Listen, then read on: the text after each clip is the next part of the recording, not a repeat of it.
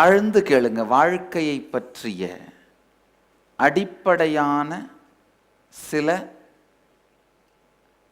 அறிமுக விளக்கங்கள்.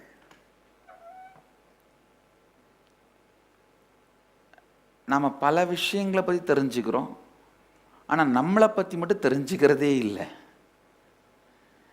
பல விஷயங்களை பற்றி புரிஞ்சுக்கிறோம். எப்படி பேங்க்கில் பணம் போடுறது, எப்படி பேங்க்கிலிருந்து முறையாக பணம் எடுக்கிறது, பல விஷயங்களை தெரிஞ்சுக்கிறோம். ஒரு லெட்டர் எழுத தெரிஞ்சுக்கிறோம், வியாபாரம் பண்ண தெரிஞ்சுக்கிறோம், செல்போன் யூஸ் பண்ண தெரிஞ்சுக்கிறோம், இன்டர்நெட் யூஸ் பண்ண தெரிஞ்சுக்கிறோம், பல விஷயங்களை வாழ்க்கையில் தெரிஞ்சுக்கிறோம். டிவி யூஸ் பண்ண தெரிஞ்சுக்கிறோம், மிக்ஸி கிரைண்டர் யூஸ் பண்ண தெரிஞ்சுக்கிறோம். நம்மை முழுமையாக வாழ வைக்க தெரிந்து கொள்ள மறந்து விடுகிறோம். நாம் நம்மை முழுமையாக வாழ வைப்பதற்கான, அதாவது நாம் நம்மளையே முழுமையாக வாழ வச்சுக்கிறதுக்கு தேவையான அறிவியலை மறந்து விடுகிறோம். அதுக்கு தெரிஞ்சுக்க வேண்டிய சில உண்மைகளை மறந்து விடுகிறோம். இப்போ அதை பற்றிய சில விளக்கங்களை தான் உங்களுக்கு கொடுக்க போகிறேன். சில அறிமுகம். நீங்கள் நினைக்கிற மாதிரி நீங்கள் வெறும் உங்கள் உடம்பு மட்டும் இல்லை.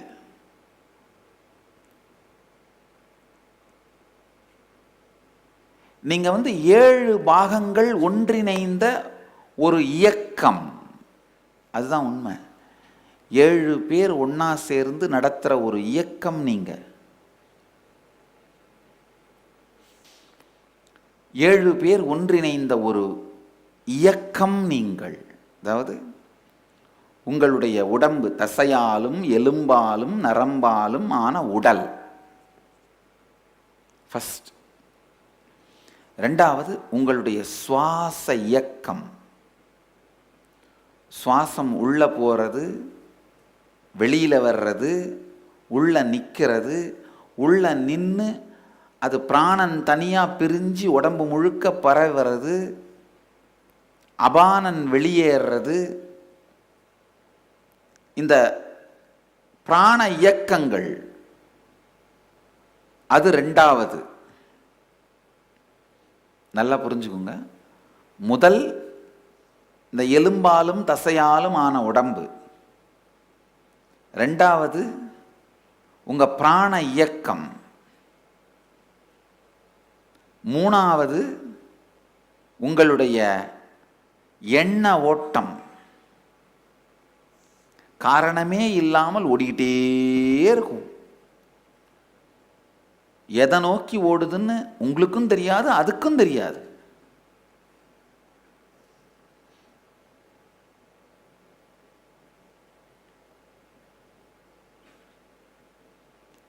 நீங்கள் டெய்லி உங்கள் ஆஃபீஸில் உட்காந்து அதே டேபிளை தேய்ச்சி, அதே பெஞ்சை தேய்ச்சி, அதே ஃபைலில் கையெழுத்து போட்டுக்கிட்டு கரெக்டாக 10:30 மணிக்கு போய் உட்கார்றது, 11 மணிக்கு ஒரு டீ குடிக்கிறது, 11:30 மணிக்கு ஒரு தூக்கம் போடுறது, 12 மணிக்கு பக்கத்தில் உங்ககிட்ட கொஞ்சம் நேரம் வம்பு வழக்கு பேசுறது, 1 மணிக்கு லஞ்ச் பிரேக்கு, 2 மணிக்கு திரும்ப உட்காந்து ஏதாவது பழங்கதை பேசுறது, 4 மணிக்கெல்லாம் எந்திரிச்சு வீட்டுக்கு வந்துடுறது. அதே வாழ்க்கை தான் உடம்பால் வாழ்வீங்க. ஆனால் மனசால் ஏதோ ஒரு பெரிய ப்ரொடியூசர் உங்கள் ஆஃபீஸுக்கு உங்களை பார்த்துட்டு என் சினிமாவில் நடிக்க வாயான்னு கூப்பிட்ற மாதிரியும், நாளைக்கு மறுநாள் நீங்கள் ஹீரோ வாயில் போயிடுற மாதிரியும், அதுக்கப்புறம்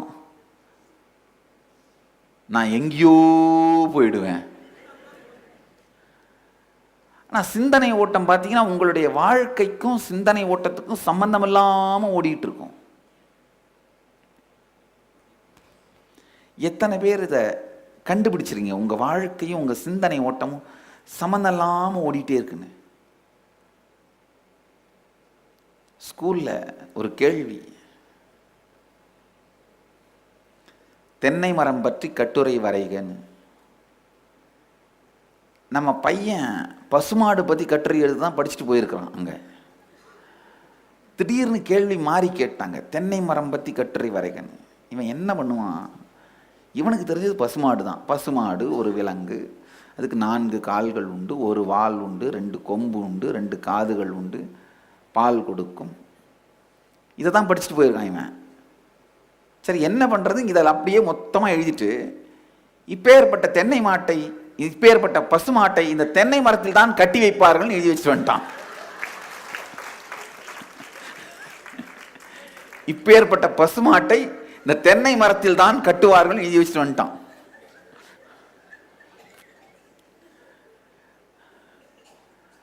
அந்த எக்ஸாம் திருத்துற வாத்தியார், அவர் இன்னும் பெரிய ஆளு. இந்த பையன் நம்மகிட்ட டியூஷன் படிக்கிறான். இவனை பசுமாடு கட்டுற படிக்க சொல்லி சொன்னதே நாம தான். ஆனா கடைசி நிமிஷத்துல வேற கொஸ்டின் பேப்பர் வந்து தென்னை மரம் கட்டுரையா போயிடுச்சு. என்ன பண்றது அப்படின்னு, சரி நம்ம பையனை ஆச்சுன்னு கண்டும் காணாம 10 மார்க்கை போட்டார். கட்டுரைக்கு 10 மார்க்கு போட்டார்.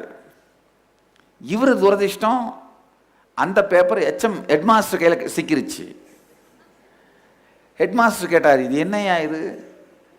கட்டுரை தென்னை மரம் பற்றி கேட்டிருக்காங்க கேள்வி, இவன் பதில் பசுமாட்டை பற்றி எழுதியிருக்கான், நீயும் அதை படிக்காமலே 10 மார்க் போட்டிருக்க, இது என்னையா லாஜிக்கு? டீச்சர் சொன்னாராம், சார் கட்டுரைன்னா என்ன சார்? கட்டி வைக்கணும். கடைசியில் பசுமாட்டை தென்னை மரத்தில் கட்டி வச்சுட்டான்ல சார் என் பையன், கட்டி வச்சுட்டான்ல சார், அதனால கட்டுரை முடிஞ்சிருச்சு, விடுங்க சார். இந்த பசுமாடு தென்னை மரம் மாதிரி தான் நம்ம திங்கிங் ஸ்டைல். கடைசியா எங்கேயோ ஒரு இடத்துல கட்டி வச்சுக்கிறோம், அவ்வளவுதான். ராத்திரி வீட்டுக்கு எழுந்து வரும்பொழுது, ஆபீஸ் விட்டு வீட்டுக்கு வரும்போது ஷூட்டிங் முடிச்சுட்டு வீட்டுக்கு வர மாதிரி நினைச்சு கட்டி வச்சுக்கிறோம்.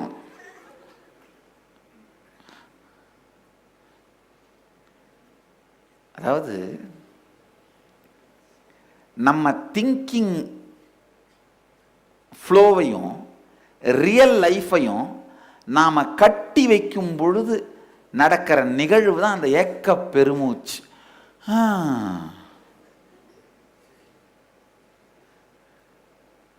நல்லா பாருங்க, நம்ம திங்கிங் ட்ரெண்டையும் நிஜ வாழ்க்கையையும் கட்டி வைக்கும் போது நடக்கிற நிகழ்ச்சி தான். அந்த பசுமாட்டை கொண்டாந்து தென்னை மரத்துல கட்டி வைக்கிறான் இல்லையா,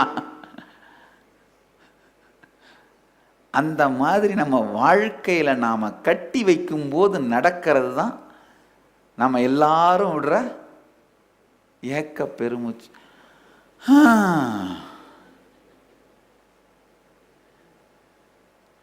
எத்தனை பேர் வாழ்க்கையில் இதை அனுபவிச்சிருக்கீங்க? ஏக்க பெருமூச்சுனா என்னன்னு நல்லா புரிஞ்சுக்குங்க. இதான் ஏக்க பெருமூச்சு. இதை சொன்ன உடனே எத்தனை பேருக்குள்ள மணி அடிக்குது, ஆஹா என் லைஃப்ல நடக்கிறது அப்படியே சாமி சொல்றாரு. எத்தனை பேருக்கு மணி அடிக்குது உள்ள? நல்லா புரிஞ்சுக்குங்க. இந்த வாழ்க்கையோடு இணையாத எண்ண ஓட்டம், வாழ்க்கையில நீங்க டயர்ட் ஆகிறதுக்கும் போர் அடிக்கிற மாதிரி ஃபீல் பண்றதுக்கும் காரணமும் இந்த எண்ண ஓட்டம் தான். நீங்க உட்கார்ந்துருக்கிறது கவர்மெண்ட் ஆஃபீஸு, பழைய ஓட்ட டேபிள், அது நாற்காலின்னு சொல்ல முடியாத, முக்காலின்னு சொல்ல முடியாத ஒரு டேபிள். அதாவது 3 கால் ஒழுங்காகவும் இன்னொரு கால் கொஞ்சம் ஆடிக்கிட்டேவும் இருக்கிற அந்த டேபிள். ஆனா உங்க ஓடிட்டு இருக்கிற எண்ண ஓட்டம் என்ன பண்ணிட்டு இருக்கோம்? எப்படியாவது இந்த பக்கத்தில் இருக்கிற மேனேஜரை கவுத்துட்டேன்னா நான் அந்த போஸ்ட்டுக்கு வந்துடுவேன். அதுக்கப்புறம் அந்த மேனேஜர்லேருந்து சுப்ரீம் எம்டி, அந்த எம்டி மேலே ஏதாவது ஒரு பழி வந்தால் நேச்சுரலாக அந்த போஸ்ட்டுக்கு நான் தான் போக போகிறேன். அந்த எம்டிக்கு மேலே இருக்கிற மேனேஜரை எப்படியாவது ஒரு பாலிட்டிஷியனை பிடிச்சி எதுலையாவது கோத்து விட்டோம்னா அந்த போஸ்ட்டுக்கு போயிடலாம். அதுக்கு மேலே என்ன, டிபார்ட்மெண்ட் செக்ரட்டரி தான், அது என்ன இருக்குது, ஒரு 2000 ரூபா லஞ்சம் கொடுத்து அதை செல்ஃபோனில் கேமராவில் எடுத்து டிவியில் போட்டு விட்டான், அவன் போஸ்ட்டு காலி. அப்புறம் அதுலேயும் நாம தாண்டா டே அப்படின்னு அடித்தோடனே அந்த 3வது காலுக்கு உடஞ்சி கழுவி விழுந்துடும். உடஞ்சி டொம்முன்னு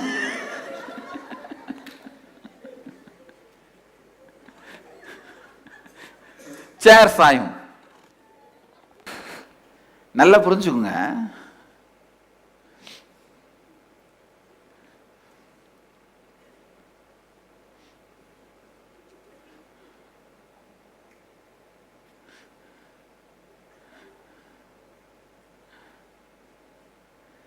நிஜ வாழ்க்கையும் எண்ண ஓட்டமும் வேறு வேறாக இயங்கிக் கொண்டே இருக்கும் பொழுது அந்த ரெண்டையும் நாம கட்டி வைக்கிற கயிறு தான் இந்த பெருமூச்சு.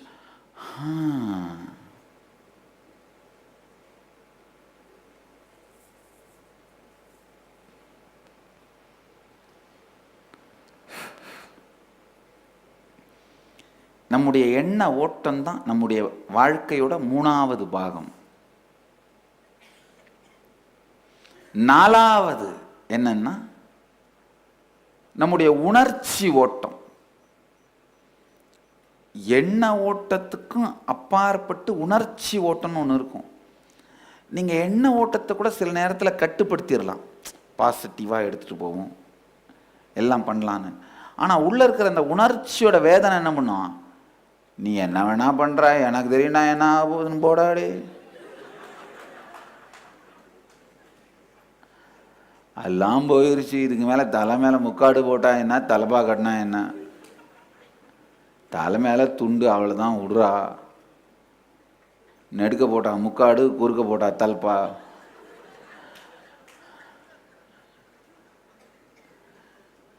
உணர்ச்சி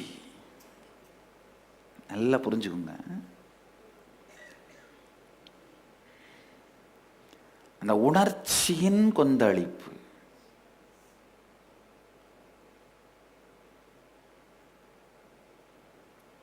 இதுதான் உங்களுடைய 4வது பாகம்.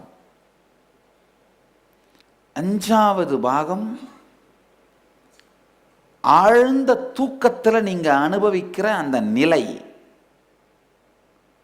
அந்த உணர்வு நிலை. ஆழ்ந்த தூக்கத்தில் நீங்க அனுபவிக்கிறீங்க இல்லையா, ஒரு அமைதி, அது உங்களுடைய 5வது பாகம். 6வது பாகம் உங்க வாழ்க்கையில நீங்க எப்பவாவது அனுபவிக்கிற சந்தோஷம், உற்சாகம். எப்பவாவது நீங்க வாழ்க்கையில அனுபவிக்கிற அந்த சந்தோஷம், உற்சாகம், அதுதான் உங்களுடைய 6வது பாகம்.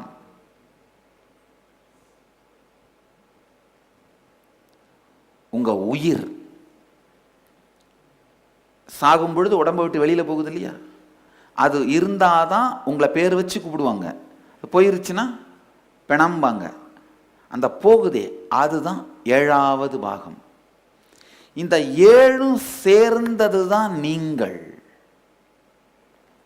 இந்த 7ம் சேர்ந்தது தான் நீங்கள். ஆழ்ந்து கேளுங்க, திரும்பவும் சொல்றேன். எலும்பாலும் தசையாலும் ஆன இந்த உடல்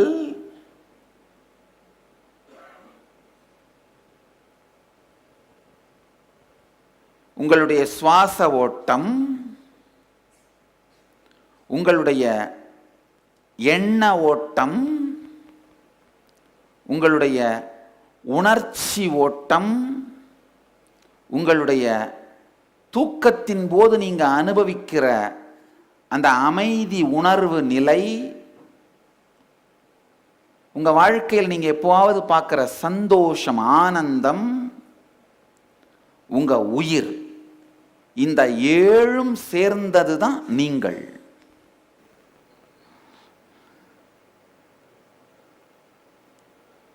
ஸ்தூல சரீரம் அப்படின்னா இந்த எலும்பாலும் தசையாலும் ஆன உடம்பு. பிராண சரீரம்னா உங்க சுவாச ஓட்டம். மன சரீரம்னா உங்களுடைய எண்ண ஓட்டம்.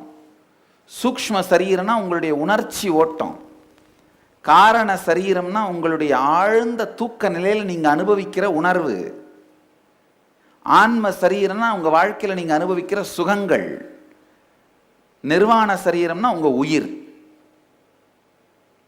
இந்த 7 சேர்ந்தது தான் நீங்க. இப்ப பிரச்சனை என்னன்னா, இந்த 7லையும் வேற வேற வேற எண்ண பதிவுகளை சொருகி வச்சிருக்கீங்க.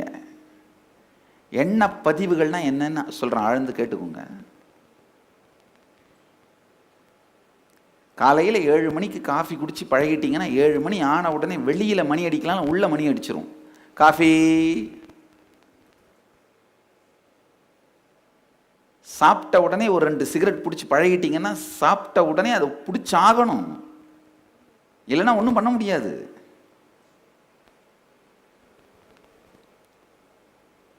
உங்களுடைய வாழ்க்கையை நீங்கள் விரும்பியபடி வாழாமல் கட்டுப்படுத்துகிற எண்ணப்பதிவுகள், மனப்பதிவுகள், அதை தான் சம்ஸ்காரம்னு சொல்றோம், இன்கம்ப்ளீஷன் சொல்றோம். இன்கம்ப்ளீஷன், சம்ஸ்காரம், எண்ணப்பதிவு, மனப்பதிவு, இது எல்லாமே என்னதான்? ஒண்ணுதான். நம்முடைய பேட்டர்ன்ஸ். இந்த ஒவ்வொரு லெவல்லையும் ஒரு ஒரு விதமான பேட்டர்ன்ஸ் வச்சிருப்பீங்க.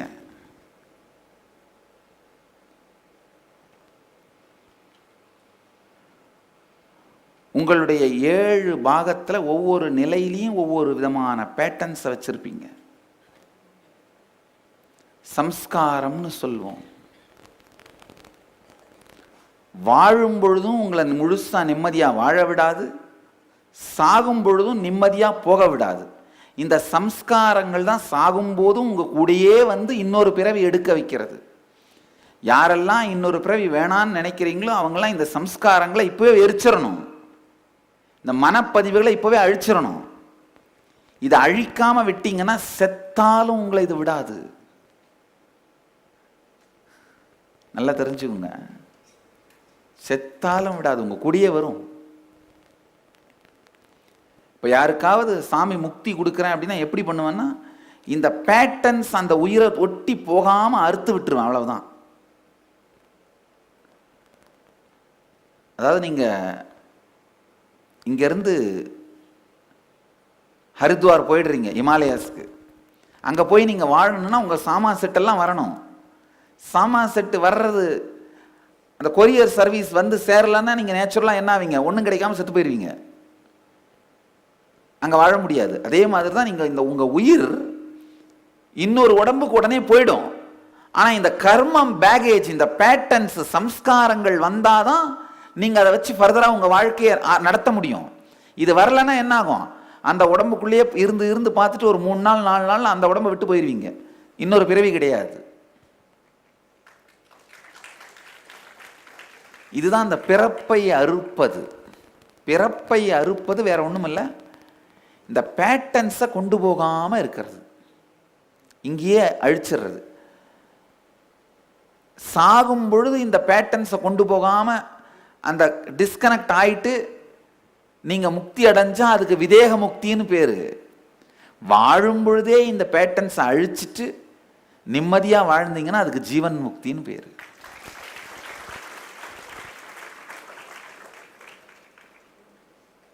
சாகும்போது அழிக்கலாமா, வாழும் பொழுதே அழிச்சிடலாமா? அதுக்காக தான் நானும் இங்க இருக்கேன், நீங்களும் இங்க இருக்கீங்க.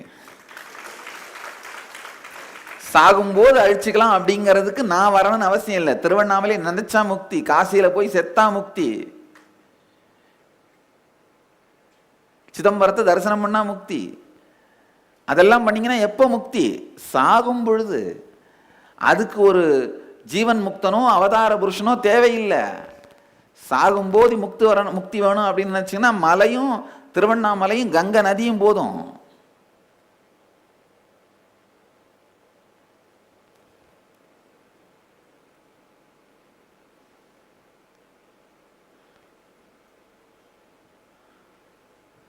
முடியிலிருந்து வழிஞ்ச தண்ணி கங்கை, அடியில் இருக்கிற தூசு மலை. சாகும்போது முக்தி கொடுக்க அது 2 போதும். முழு உருவம் தாங்கி வர வேண்டிய அவசியம் இல்லை.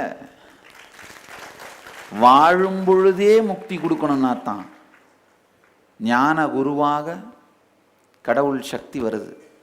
வாழும் பொழுதே முக்தி வேணும்னா தான் ஞான குருவாக கடவுள் சக்தி இறங்கி வருது. வாழும் பொழுதே முக்தி அடையணும்னா தான், அதுக்காக தான் நானும் இங்கே இருக்கேன், நீங்களும் இங்கே இருக்கீங்க.